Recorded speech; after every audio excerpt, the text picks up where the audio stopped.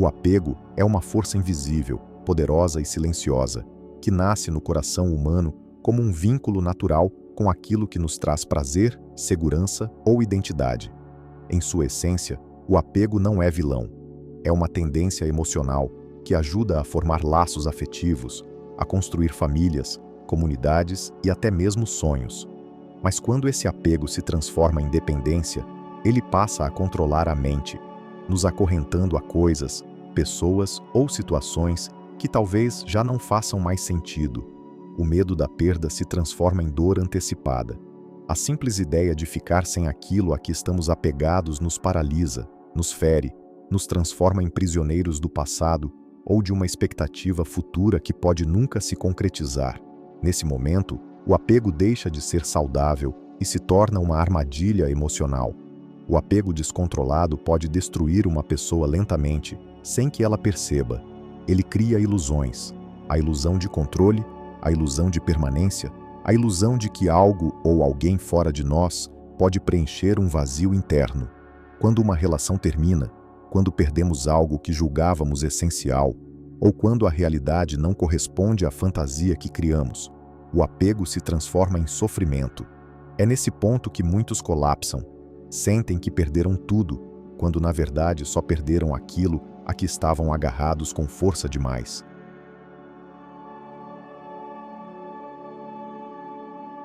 O problema não é amar nem desejar. O problema é não conseguir deixar ir.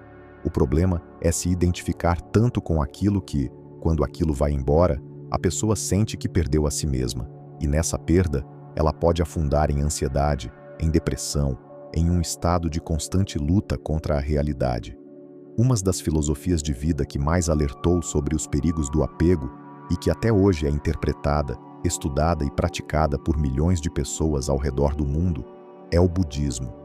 O budismo é uma filosofia de vida milenar que surgiu no século VI a.C., na região do atual Nepal e norte da Índia, com os ensinamentos de Siddhartha Gautama, conhecido como Buda, que significa o desperto. Ao contrário de muitas religiões, o budismo não gira em torno da adoração a uma divindade, mas sim do autoconhecimento, da observação da mente e da libertação do sofrimento.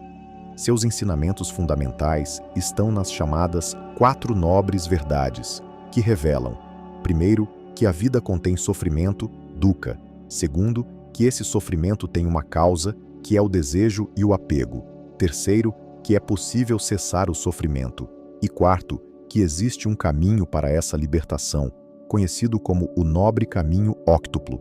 Esse caminho inclui práticas como meditação, conduta ética, esforço correto e atenção plena, todas voltadas para o equilíbrio da mente e o despertar da consciência.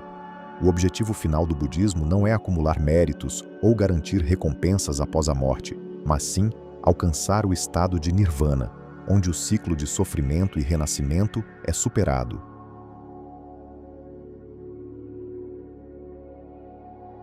As palavras de Buda sobre o apego continuam ecoando até hoje como um dos pilares da filosofia oriental. Para ele, o apego, ou tanha, que em Pali significa desejo sedento, é a causa principal do sofrimento humano. Na sua formulação das 4 nobres verdades, um dos ensinamentos centrais do budismo, ele afirma que a origem do sofrimento é o desejo, mais especificamente, o desejo de manter o que é agradável, evitar o que é desagradável e perpetuar a ilusão de controle sobre a vida.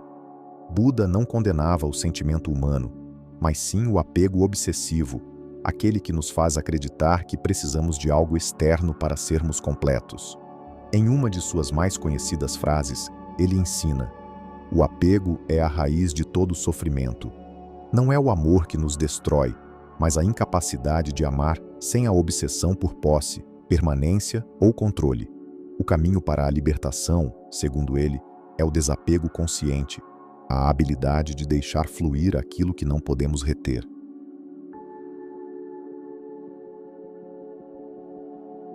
Mas não era apenas a filosofia budista que trazia advertências sobre os perigos do apego. O estoicismo, uma das escolas filosóficas mais influentes da antiguidade, também oferecia uma visão poderosa e semelhante sobre esse mesmo tema. fundada por Zenão de Cítio no século III a.C., em Atenas, e desenvolvida por grandes nomes como Sêneca, Epicteto e o imperador romano Marco Aurélio. Essa filosofia não nasceu apenas para ser pensada, nasceu para ser vivida. O estoicismo ensina que a felicidade verdadeira não depende do mundo exterior, mas da maneira como respondemos a ele. Seus princípios centrais giram em torno da ideia de que devemos viver de acordo com a natureza, com razão, virtude e autocontrole. Entre os pilares estoicos estão a dicotomia do controle, entender o que está sob nosso domínio, nossas ações, pensamentos e atitudes, e o que não está, o comportamento dos outros, o clima, a política, a morte, a virtude como o bem supremo, sendo ela composta por sabedoria, coragem, justiça e moderação, e a prática constante do desapego emocional, não no sentido de indiferença, mas sim de liberdade interior. Como disse Epicteto, o que perturba o ser humano não são os eventos, mas o julgamento que ele faz sobre eles. Epicteto foi um dos grandes mestres do estoicismo. Ele viveu entre os anos 55 e 135 d.C., numa época em que Roma era marcada por crises políticas, guerras e instabilidade moral. O mais impressionante é que ele nasceu escravo. Isso mesmo, um dos maiores sábios da história da humanidade começou a vida privado de liberdade. Mas foi exatamente essa experiência que moldou sua visão estoica. Ele compreendeu que, mesmo acorrentado por fora, o ser humano pode ser livre por dentro.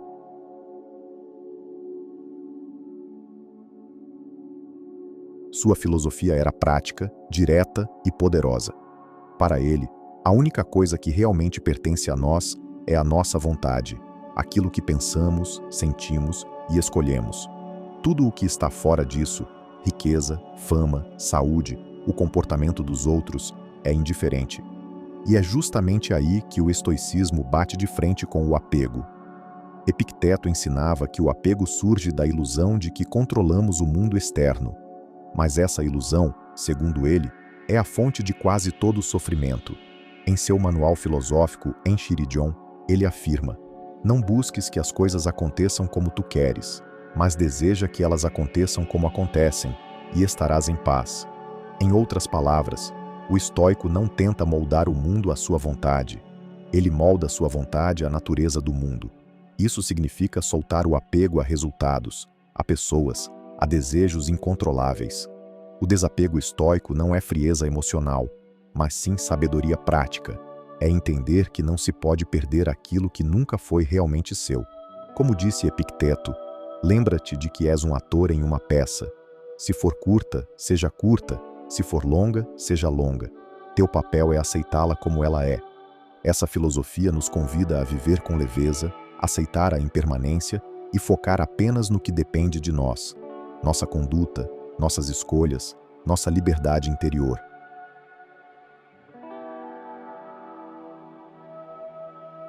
O apego pode ser interpretado não apenas como um erro de percepção, mas como um verdadeiro vício da alma, uma dependência emocional que corrói a liberdade interior. Quando uma pessoa vive afastada de qualquer prática espiritual ou reflexão profunda sobre a vida, ela tende a se identificar excessivamente com aquilo que é externo e passageiro, bens materiais, conquistas sociais, elogios e aparências. Esse apego não se limita a objetos físicos, mas se estende a desejos sutis, como a incessante busca por status, validação e reconhecimento público. A alma, nesse estado, torna-se inquieta, sempre faminta por algo mais, incapaz de encontrar paz no presente, e quanto mais se agarra a essas ilusões, mais se distancia de sua essência e mais vulnerável fica ao sofrimento. O verdadeiro crescimento espiritual começa quando se compreende que tudo o que é externo pode desaparecer e que a verdadeira força está em não depender de nada para sentir-se completo. Jesus, o maior mestre espiritual de todos os tempos, é uma figura central não apenas na tradição cristã, mas na história da humanidade. Nascido em Belém, no século I d.C., ele não apenas desafiou as normas religiosas e sociais de sua época, mas também trouxe uma mensagem radical de amor, perdão e desapego que transcende as barreiras do tempo e do espaço. A visão de Jesus sobre o apego é profunda e radical. Ele não condena os bens materiais ou os laços afetivos, mas alerta com firmeza sobre o perigo de colocar o coração nas coisas do mundo, tornando-se escravo delas. Em diversas passagens do Novo Testamento, Jesus faz um chamado direto ao desapego como caminho para a liberdade espiritual. Em Mateus 6:19-21, ele diz: "Não acumuleis para vós tesouros na terra, onde a traça e a ferrugem consomem, e onde os ladrões roubam, mas ajuntai para vós tesouros no céu. Pois onde estiver o teu tesouro, aí estará também o teu coração." Nesse ensinamento, Jesus revela que o verdadeiro problema não está no objeto em si, mas no valor desmedido que damos a ele. O apego, na visão de Cristo, desvia o ser humano de sua missão mais elevada: amar a Deus acima de todas as coisas, com um coração livre, desapegado e disponível para o bem maior. Em outro momento impactante, Jesus confronta diretamente um jovem rico que deseja seguir seu caminho, mas não consegue abrir mão de sua riqueza. Em Marcos 10:21-22, Jesus diz: "Vai, vende tudo o que tens, dá aos pobres, e terás um tesouro no céu. Depois vem e segue-me." O jovem se entristece, pois era muito apegado aos seus bens. Aqui, Jesus não está pedindo pobreza por si só, mas liberdade interior, a capacidade de não depender de nada para viver em plenitude. Ele alerta: "Ninguém pode servir a dois senhores. Não podeis servir a Deus e às riquezas." Mateus 6:24. O apego para Jesus é um impedimento direto à vida espiritual verdadeira. Libertar-se dele é um ato de fé, de coragem e de entrega total. O desapego não é um fim, mas o meio necessário para amar com verdade, viver com leveza e seguir um caminho de compaixão e propósito.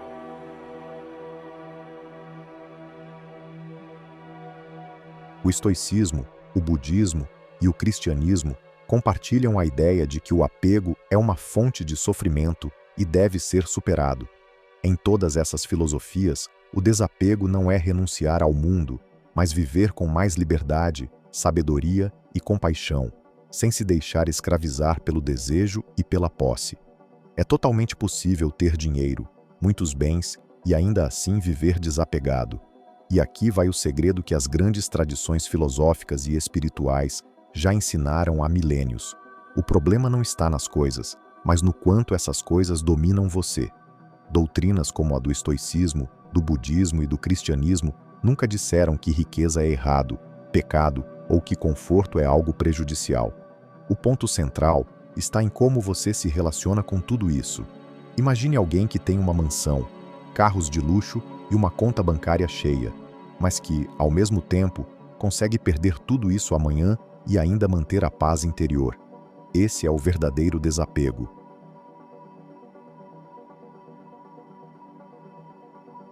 A verdadeira essência do desapego não está em renunciar aos bens materiais, mas em não permitir que eles assumam o controle sobre sua vida.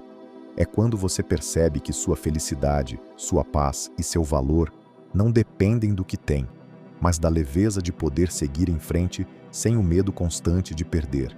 Nesse momento, você alcança uma riqueza que nenhum cofre pode conter.